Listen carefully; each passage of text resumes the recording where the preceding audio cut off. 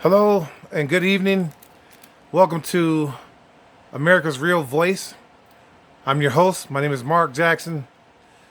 Today, we're going to be doing an episode where we're going to be interviewing a young man who has been wrongly accused for doing a crime that he was convicted of.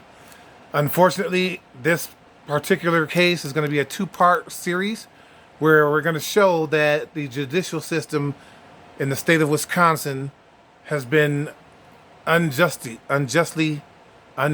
so to speak, in his case. So, without further ado, I want to introduce you to Mr. Lonnie Jackson, coming to you live from Fox Lake Correctional Institute. Lonnie, hello, how are you today? I'm doing fine. How are you? I'm well, sir. Thank you for sharing your story with us. I understand that you've been incarcerated for over 20 plus years for a crime that you haven't committed. Can you Absolutely. can you tell us on the day that you were arrested what took place? On October 26, 2001, after doing some errands and some running around, I came home to find an empty house in which I was looking for my girl. Now, at that time, I had two of her children with me, Nicholas and Brittany. And we kept trying to find her mom, and we couldn't find her mom nowhere. So shortly after I arrived home, all of a sudden the door opens up, the front door opens up, and here comes Linda, who was at that time my fiancée, and behind her was the police department. The police officers came in with her, and they stopped in front of our room door. Well, Linda went into the bedroom, and she went to look for something. She came out of the bedroom and went into my office, which I had a private office at my residence because I was running my own business. And my office was completely off limits to people that were not employed in my company, which at that time was Slack R&I Services Incorporated. Well, the police asked me to hang up the phone because I was talking to my mom on the phone, and I had her on speakerphone so she can hear what was going on. Okay. And the police officer asked me to step away from the phone, and I asked him why. At that time that I asked him why, Brittany got up and Calls other than properly placed attorney calls may be monitored and recorded. And Brittany came, and she came to me. And as soon as she came to me, the officer reached out and grabbed Brittany and pulled Brittany back and had Brittany sit on the couch. When I asked him what this is all about, the next thing to do, the cop asked me, he said that, are you Lonnie Jackson? And I said, yes, I am. He said, I'm here because you have a warrant for your arrest. And I said, what kind of warrant? He said, you had a dog at large warrant. Now, unbeknownst to me, this was bigger than what they set it out to be, but this was the ruse in order to get me into custody. So so what you're saying is that they falsely presented the warrant as being a dog at a dog at large, as a animal control issue, if I'm correct. Absolutely. And the warrant that they claimed was for because they said that my dog had pooped on the ground and I never cleaned it up at a previous residence of mine, which that fine allegedly turned into a warrant. But that was just a ruse in order to get me in custody because according to the laws of Wisconsin, they didn't have probable cause to arrest me for a felon at that particular time, so they couldn't arrest me for the felon.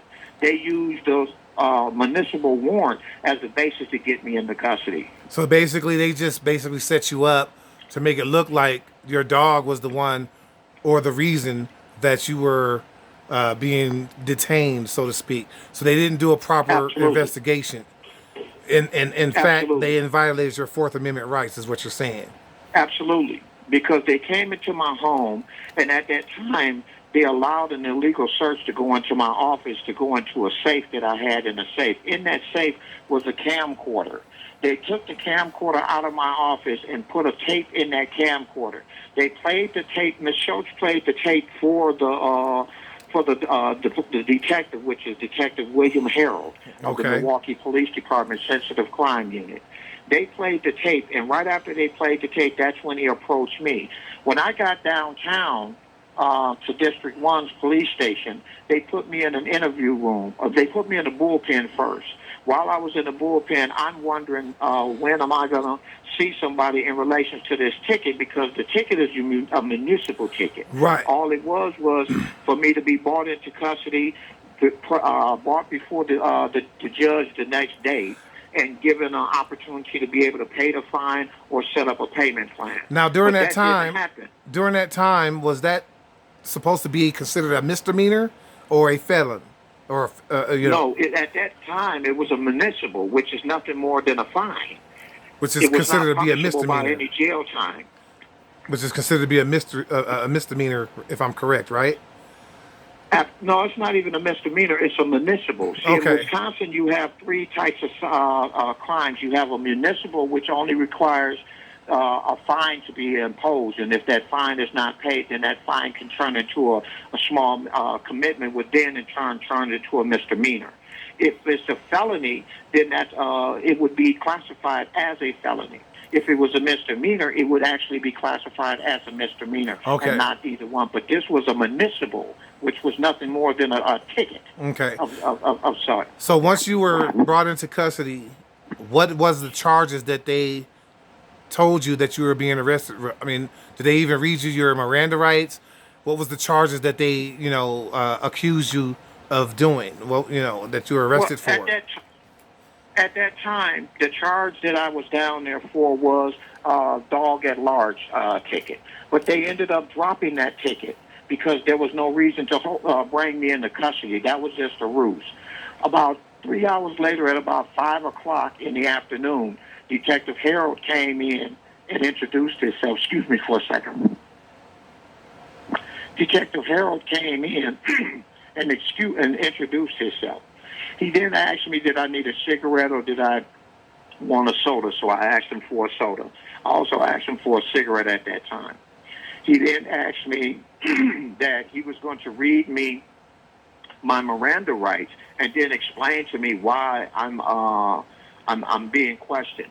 First, he asked me a series of questions, and those questions was relating to Brittany.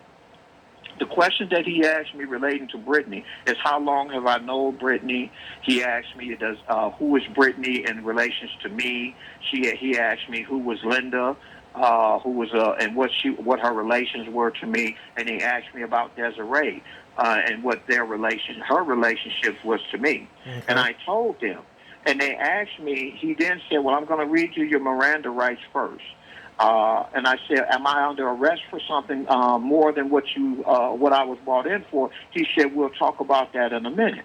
So he read me my Miranda rights, and he asked me, did I want to talk to him? And I said, "Sure, I'll talk to you. I don't have nothing to hide." Once now, read me my during that time when he was talking about reading you your Miranda rights, did he at any point say that you were being arrested or detained for any crime other than the dog license or the dog issue, ticket issue? No, he never told me why I was being arrested whatsoever. Okay. Or why I was being questioned. He didn't say that until after he read the Miranda rights and asked me if I'm willing to discuss. So basically, it was a bogus reason for reading you your Miranda rights because they didn't reveal to you the rightful reason that you were being detained or questioned. Absolutely. Because what was supposed to happen when they dropped the municipal ticket, I was supposed to be released at that time because they had no probable cause to detain me, nor did they have probable cause to arrest me. But they used the dog at large ticket as a ruse in order to keep me in custody long enough for them to talk to me about the real reason why they had me downtown. Interesting. That's very interesting. So during the time that you were being questioned, at that time, did they finally tell you that what the cases or what the charges were that you were being arrested for or being detained for? No, he didn't ask me. He didn't tell me nothing about why he's questioning me, except for he asked me a series of questions. And one of the questions he asked me is, "What did you do the night of October 25th, 2001?" And I explained to him the situation of what I did. I told him I was I came home after being with my brother most of the day. When I came home, Linda was already at home from working earlier that day, and Okay. that she had cooked a meal, and that I was in the All room. calls other than properly placed attorney calls may be monitored and recorded. Okay, real quick. And that while we were, Real quick, and that while we were, ladies go and ahead. gentlemen, real quick. I just want to make sure I point out to you, Lonnie Jackson is actually my brother, who was wrongfully accused.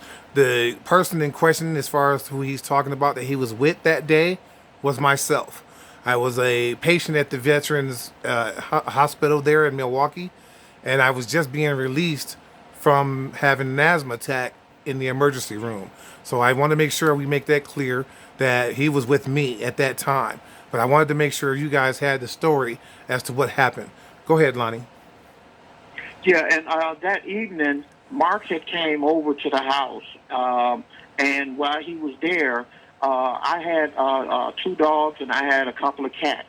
And because Mark is allergic to cats, one of my cats came up to him and scratched him while he was trying to pet him, and he went into an asthma attack. So I called 911, and they got sent an ambulance. When they sent that ambulance to the house, I got in an ambulance with Mark, and we rode to Sinai Samaritan Hospital first. When we got to Sinai Samaritan Hospital, they started to treat him under emergency status, Yes. at which time I had already contacted my mom and told my mom what had happened.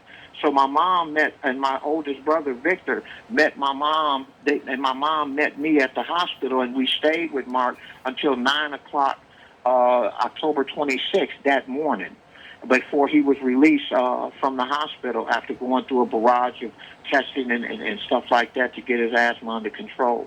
After that time, then me and him went to him and Brittany and Nicholas, which was my stepson, all went to the VA hospital on the south side of Milwaukee, so Mark can get more treatment done as well as get medication for Exactly. the asthma attack he had the night before. Right. And that's how we ended up at the VA hospital. Okay. Now, when they started questioning you again, once they had you in custody, they still at this point, how many hours were you in their interrogation room before they even told you what you were being arrested for? I had been in the interrogation room for at least an hour and 45 minutes. When I explained to him what had happened the night before and what happened on that night, he asked me a question and asked me, is there any reasons why Brittany would accuse me or say that I touched her inappropriately? And I said, Brittany would have never said that because that never happened. I said, Brittany was on a punishment earlier that day on the 26th for talking nasty to one of our friend children's when we were at their house earlier that day. And I said she was upset and mad with me because I put her on a punishment, and I told her that she couldn't watch TV nor go outside and play when she got home, to go straight to her room until her mom gets home, and then we'll deal with that once her mom gets home. Okay. So that's what I explained to them that day, and that's what I told him. And when he asked me, is there any reason why she would say that you touched her inappropriately? And I said, no, she would have never told you nothing like that because something like that never happened. Interesting. It was at that time that he then told me, after he questioned me and tried to get a statement out of me, he then questioned me and told me that I'm no longer being arrested for the dog at large ticket. That's not what I'm being detained for. I'm being detained for first-degree sexual assault of a child. So at that particular moment, that's when they decided that they wanted to give you a different charge for something that you didn't even know about. So they had wrongfully detained you at the time that they brought you in for questioning. Yes, because he said his basis to arrest me and detain me was based on the videotape that he had seen when they was at the house. And this videotape showed, allegedly it showed a young girl, prepubescent young girls from the waist down, not from the waist up. So you never had you never had any chance to notice or even identify whether or not the person in question that you supposedly had molested was in fact the person that they were claiming it was supposed to be? Absolutely not, because there was no way to determine who the person was. It was no way to determine how old this person was. It wasn't unable to determine anything because this alleged video clip only videoed the young girl from the waist down. Linda claims, according to the detective, Linda claims that she knew her daughter's body, and she knew it enough to identify from the waist down, which was totally impossible. Nobody could have done that. Now, during that time, did they even show you any information or any of the video footage that you were being accused of? Did they show you anything showing that, oh, this is the video that in question that you were being accused of doing? No, I never saw that video until the day we went into court. And the day that we went into court, they didn't show the video then. They took a still picture of this particular portion of the videotape. Okay. So I never saw the videotape prior to going to court. I didn't see it until the day of trial, which was a violation of my rights because I should have been able to see the evidence when my attorneys was assigned to the case. But two different attorneys came to me, and one of the attorney, her name is Tadio Galmino. She was working through the public defender's office. She tried to trick me into giving a fake plea and saying that so we can get this matter squared away and not take these people through the trial and tribulations and the purpose of a trial, for me to just plead guilty and that plead no contest, and the state is going to offer me 25 years in. So she tried to coerce a confession out of you. Yes, that's all Tadio Galmino wanted, so I fired Tadio Galmino. Soon as she took me in front of Judge Jacqueline Schillinger, who was my trial judge. Jacqueline Schillinger then made a ruling on the record that she is not interested in locking up a person who didn't commit a crime, and that she has reason to believe that my crime did not happen as it involves me. So she knew that I was innocent. So she told the state that if they didn't come up with any kind of evidence other than this alleged video, that she was going to dismiss the case the next time that we come to court if the state could not advance their case. So basically, she was going to dismiss the case because of lack of evidence, is what you're saying. Lack of evidence and lack of probable cause. So she did. Tadio Galmino asked the judge, "Well, then, could you release me from representing Mr. Jackson and ask that the public defender's office reappoint new counsel because I'm pregnant and my hormones is getting the best of me, and I don't want that to become an issue in this trial." And the judge asked me, "Mr. Jackson, would you like for that to happen?" And I said yes, because Ms. Galmino don't have my interest in heart. I said, in fact, she came to you and lied to you to tell you that I was ready to enter a plea when I knew that I wasn't really to enter no plea for something that I didn't do. Right. So they released her, and they appointed another attorney. Now, before, real quickly, I had another attorney before Tadio Galmino. I had a dude named Robert LaBelle. He was a sexual assault specialist. He was very good at his job. But the reason why I fired him is because they came to the jail and they took a still photo of my hand, a black and white photo. They tried to say that there was a spot, there was a wound on my left hand that was pure white on the video, on the so-called colored video. They said that it was a reflection from the camera when it took the picture, and that's impossible for that to have happened. Okay, so during that time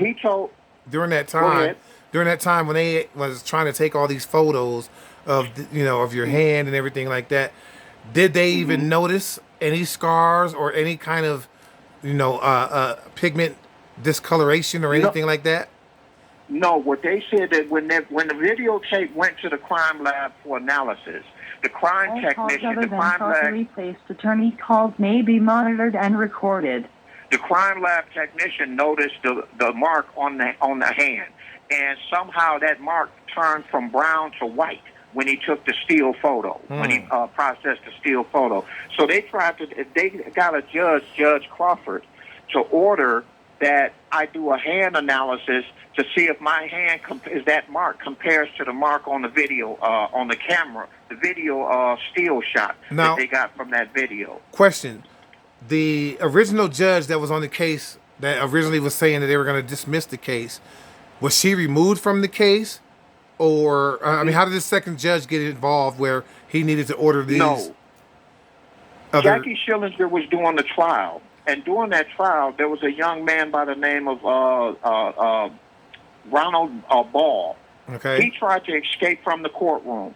So he tried to grabbed the sheriff deputy's gun. And when he grabbed the gun, an officer that was giving testimony for that trial opened fired in the courtroom when Ball went towards the window, killing Ball in the courtroom in front of the jury. So this was and before your case. This was before your case got started?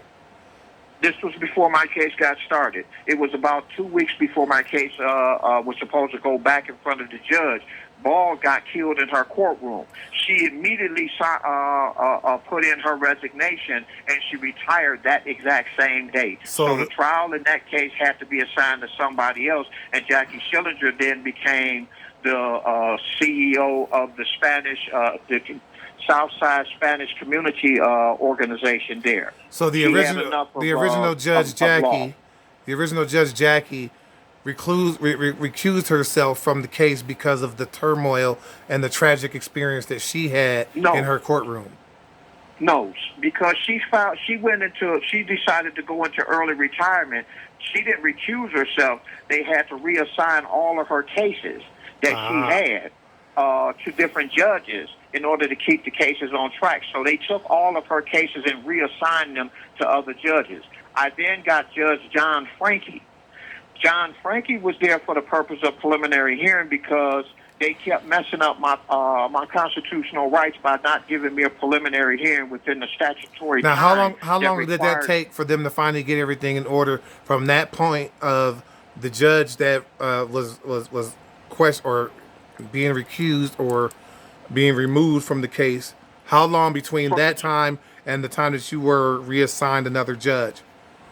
By the time that they reassigned that judge from Judge Frankie, who ordered the preliminary bind over and ordered me to stand trial, they then gave me Judge Jeffrey A. Conan of Branch 30 of Milwaukee County Circuit Court. Altogether, it took 2 years and 2 years and 6 months to get me in front of this judge to get my case started. So during that time, you just sat in a jail cell until your first actual trial date, or was it? Yeah, yes. But see, before we had the trial date, I moved for a motion for continuance. Okay. I asked my attorney to contact my brother, Mark Jackson, that was living in California at that time, who was at my residence at the date that this incident is supposed to have happened. And they refused to do a continuance, and they refused to allow him to be contacted. And the attorney refused, said, according to Thomas J. Marola, who was my attorney who got me convicted, he said it didn't matter whether or not I had Mark Jackson there or not. What difference will it make if I get convicted by a jury or I get convicted by a judge? Either way, they're not going to he's not going to contact you because it's too late to try to contact you.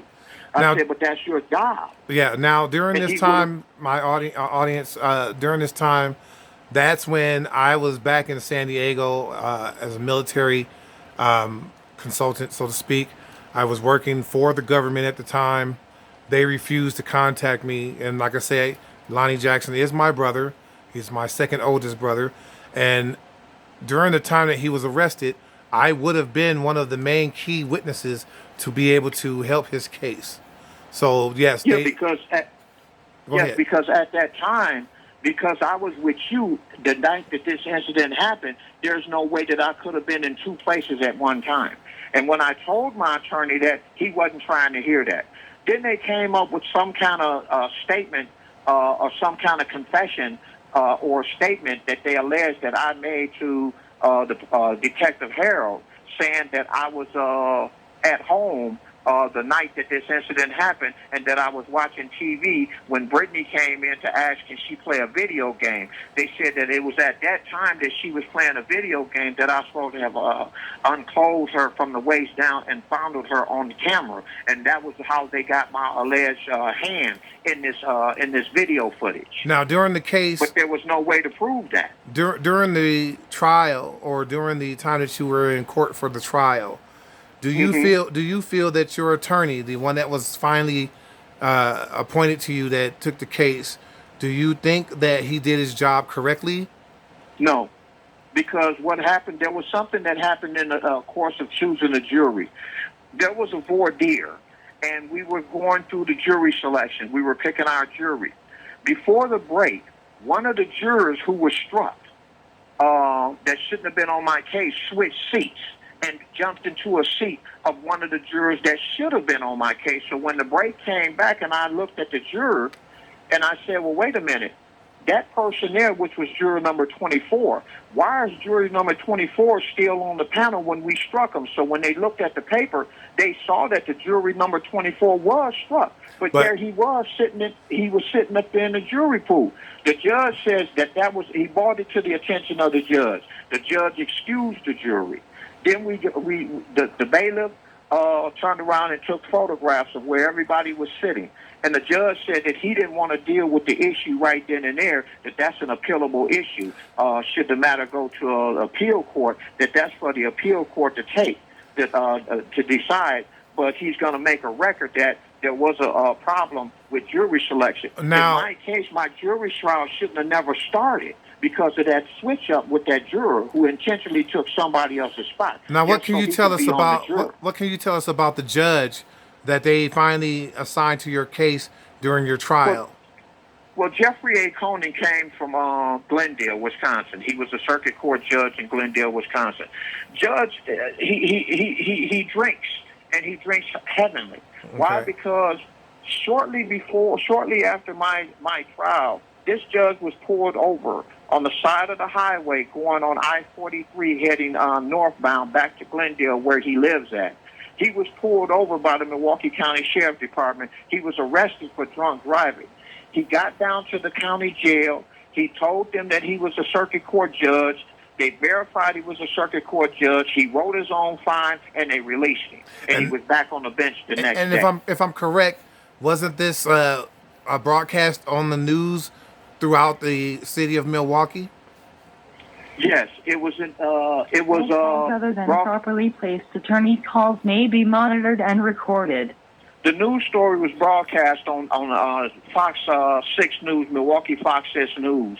They did the story on Jeffrey Conan and his drunk driving because his case was similar to our Attorney General, our former Attorney General, Peggy Laugenschlager. She was found on I-94 out in Mequon on the same stretch of road by Milwaukee County Sheriff.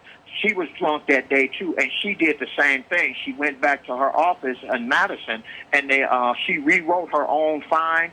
She wrote her own punishment, and that was it. When the story got spotlighted, and there was a lot of spotlight on her, she then decided she wasn't going to run for re-election, so Jim Doyle took her spot. So Jim basically, Doyle won her spot. Basically, what I'm hearing is that the judges in the state of Wisconsin, being Milwaukee County, they be able to write their own ticket, dismiss their own cases when they are breaking the laws themselves, when they're supposed to be upholding the law.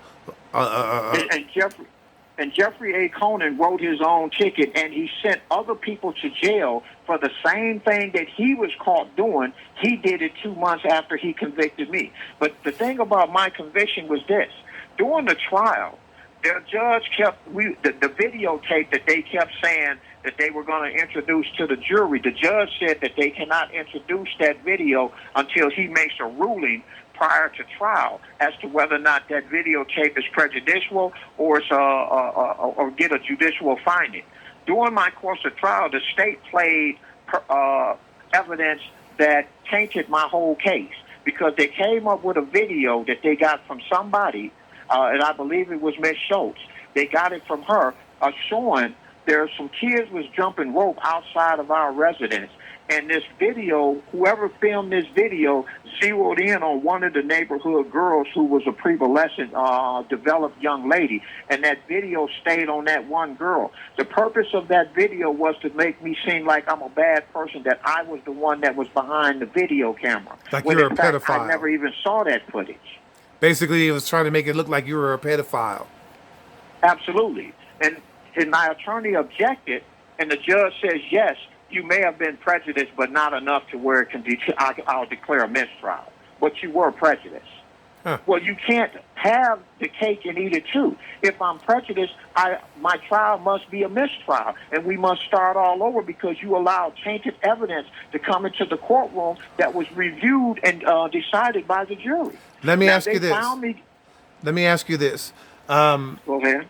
From my understanding, as far as the research that I've done over the years of the case that you were being charged for, it was brought to my attention that there was a letter that Linda supposedly wrote, stating that if you ever was to leave her, she would charge you or say that you did something wrongful to her children. Is that am I correct?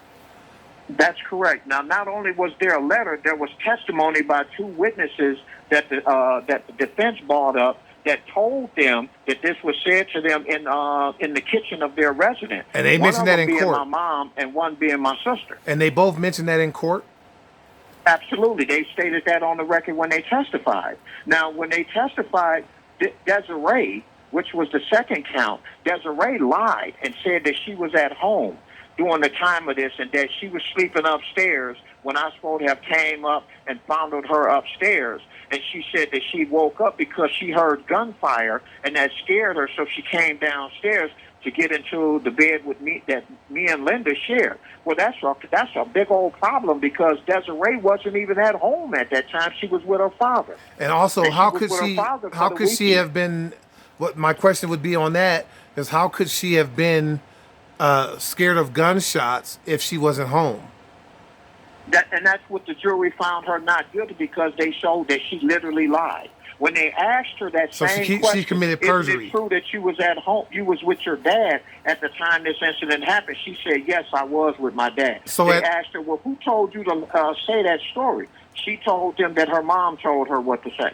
Now, at that time, she committed perjury, if I'm correct. She did, and the jury found the charge against her. They found me not guilty of her, but they found me guilty of Brittany. Now, here's the thing about Brittany. Brittany stated on the stand when my attorney asked her, who told you to come in here and tell that story? Brittany said under oath, under the stand, that she pointed to the lady behind my attorney, and my attorney turned around and looked and said, the district attorney? She said, yeah, that lady told me that if I didn't stay with my story, I could not go home. I got to stay in foster care. Now, who was the district attorney at that time that she pointed out to in the courtroom? Jane Carroll. She's Circuit Court Judge Jane Carroll. Now, what did nobody tell me Jane Carroll. She went from being district attorney to now Circuit Court Judge. She's the Circuit Court Judge. Now, my case was the deciding factor of her getting elected. If she slam dunked me on that sexual assault case, she would have won her election post, and she did. So basically, you were the victim of a political gain for this judge to be able to get her seat. Absolutely, and she's now she's now a circuit court judge for the Milwaukee County Children's Court Division. The problem is, if I get a new trial and I get my case reheard, she can't come in and testify because she's a circuit court judge now. And a circuit court judge cannot be subpoenaed to testify as to what she did when she was a district attorney. See, and that's what I find hard to believe. Have to handle that. That's the part that I find hard to believe, because whether she's a judge or not, she still has all calls other than properly placed attorney calls may be monitored and recorded. She still has the obligation as a civil servant, whether she was elected or not, or appointed or not. Her job is to protect and uphold the law at all costs. So even if the case was to be brought back to court, if she was subpoenaed as a judge, whether she's a judge or not, that shouldn't matter, according to constitutional law. Here's what I was told.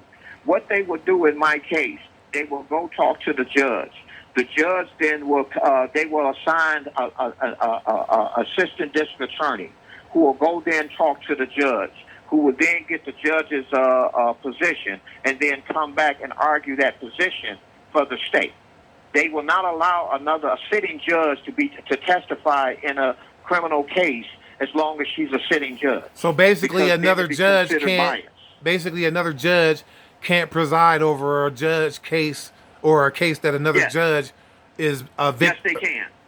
Yes, they can. But the thing is, because she's a sitting judge, she's prohibited from, under Wisconsin law, she can't come back to court and testify to things that she did when she was a district attorney. She can't do that. The district attorney has to now justify or defend her decision and what she did in the case. Now, here's but if the she other was thing. if she was the district attorney at the time of the accused case, then there should be no reason that she should be recused from that, if I'm correct. Because a sitting judge cannot testify in a pending case. That's Wisconsin's law. That's the United States law. A sitting judge cannot. A sitting judge has. So basically, the same these judges are kind of like considered like the president. So these judges are considered to be like the president, where the president can't be accused of any crimes while he's in office. Absolutely. And that's what's the sad part about our office, judicial system. She's prohibited from coming back to testify. And now, here's the thing about what happened in the case as far as the expert is concerned. They brought an expert to testify under the guise of recantation because there was 3 letters that were submitted to the court that's in evidence. One letter was written by Ms. Schultz that says that the incident never happened, that she was upset with me, and therefore she falsely accused me. There was a letter written for that, and that's in the court. Brittany also wait. So that was public record. That is in public record that she admitted that she falsely accused you. Absolutely, along with Brittany's letter. Brittany also stated the same thing, and Brittany signed her name to it. Now, do you know whether or not if these were certified letters? These weren't certified, but they didn't have to be. Okay. The letters don't have to be certified. But they were admitted. They were admitted into the court's records. Yes, they are in evidence. But the lady that they brought in as an expert, she said that she's given an expert opinion. And so my attorney asked her, let me ask you this question. Did you go talk to the victims in order to make your expert findings? She said no. He said, excuse me? She said, I've never seen these girls a day in my life. I never went to see them. Well, how is you making an expert decision over victims you never even seen? Or interviewed. She said that she's allowed to do that. So she never interviewed them, never talked to them, never saw them face to face, nothing. Nope. She wouldn't have known what color they skin. She said she never let them. She said that's usually not how she do things. Usually she visits the victims and she talks to the victims in order to get personal with the victim. But in this case, she said she didn't. Now, she didn't have time. This is a licensed psychiatrist? This was a licensed social worker and psychologist, yes. Yes, okay. But so her job her job basically is to assess the situation to see whether or not if the victims are basically telling the truth or if they really have trauma. Absolutely. And when Brittany wrote that letter, it opened the door for recantation. So her position was to come in and give a statement as to recantation. Why victims give recantations and change their stories after a time. But here's the thing. I told my attorney to subpoena Brittany's psychiatrist that she was ordered to see from school because she was having problems in school, so they referred her to what is called an I-team. Okay. And that I-team allowed her to go see a psychiatrist. The psychiatrist that we went to talk to on East Capitol Drive in Milwaukee County, they asked Brittany that at that time, has anybody touched you inappropriately? Has anybody did anything to you inappropriately or anything sexual? Brittany said no. But when I told my attorney to go get that doctor, he said he refused to he wouldn't do that. It's too late in the game to go get this doctor. So he basically refused to ask or answer any questions based on that case, based on your case. He refused to contact or subpoena the doctor that Brittany talked to because a doctor's testimony under state law is credible. as to what the victim allegedly told them, because they used this nurse to say Brittany made this statement. If you can use the nurse, you damn sure can use the doctor. Well, most nurses are usually most nurses are usually supervised by doctors or staff physicians. Absolutely. Yeah. And now let me ask you this. During the case, during your trial, when they asked, or did they ask Brittany or the medical examiner who physically examined her whether or not they found evidence of her being touched, seduced, physically assaulted, or anything like that? What was the results for that? All negative. Brittany was never touched. What they're saying. So she was still a virgin at the time. This is what they convicted me on. They convicted me on the fact that the alleged video showed that I touched her in a private area, and that was it. There was no fondling, there was no penetration, it's just a touch. But if the medical examiner, 25 years for. Right, if the medical examiner stated in their case or in their statement during the trial that she was not physically violated, how can that be a conviction? Because under Wisconsin Statutes 94802 sub 1, it states that any contact of any kind over clothes, under clothes, or touching inappropriately is a Class BC felony. But it was ruled out. It was ruled out by the medical examiner who examined her, and they said that there was no type of physical action or physical touching. But when the jury came back with the verdict, they found me guilty of first-degree sexual assault of a child. So basically, all because of that touch. So basically, they persecuted you. I got 45 years for a touch. That's what I got 45 years for, a touch. Supposed touch. According to them, according to the video, it was a touch. Now, that's another thing. Now, this so-called video, damn it.